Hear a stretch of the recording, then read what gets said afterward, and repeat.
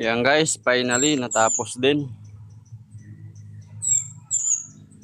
Tingnan natin kung okay ng tubig.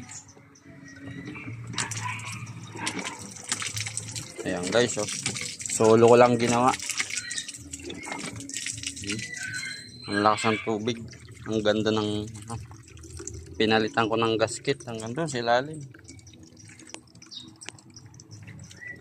Ayan guys, oh. Yun, nahirapan ako doon. Ayan. Nagremedyo.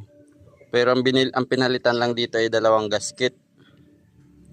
Tapos tornilyo. Tapos ito, pinutol ko na. Wala na to, lost thread na to eh. Kaya umano ko ng Dynabolt. Pinutol ko din yung Dynabolt. Ayan o. Yun ang ginabit ko doon.